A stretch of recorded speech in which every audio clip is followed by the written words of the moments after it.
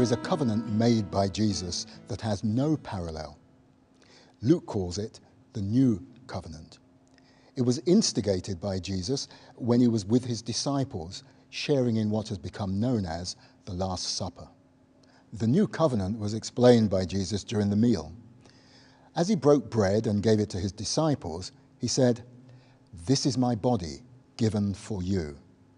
He said the same about the wine. "This cup is the new covenant in my blood, which is poured out for you." Obviously, the bread and wine were not the actual human body and blood of Jesus. He was there with them, but they were a symbol of his love and of the covenant that he was about to ratify. Later that night, his actual body and his actual blood were freely given in an act of reconciliation between God and mankind. This was love beyond measure. The Old Testament shows that people found themselves hopelessly inadequate at keeping their promises. In some ways, it highlights a depressing story of mankind's repeated failure to honour God's faithfulness. That's why he took the initiative. On the evening of the Last Supper, God acted.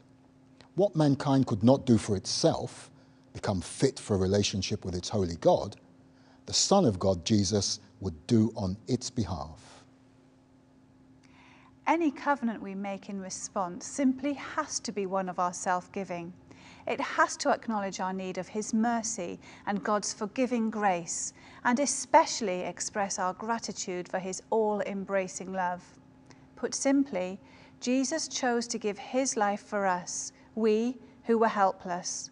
So the only worthy response is to give our life for him. There are many ways of remembering the sacrifice of Jesus. Some include ceremonies and what the Church has come to regard as sacraments. Others do not. But the best way of remembering the love of Christ is to be in faithful relationship with him day by day. It is to have the presence of his Spirit in our lives, guiding, strengthening, empowering. It is to be genuinely dedicated to sharing his love in word and deed.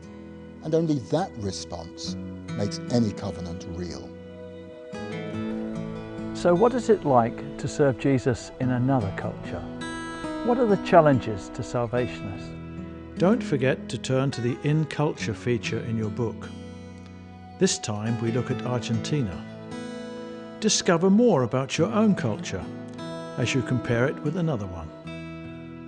Until next time, goodbye and God bless you.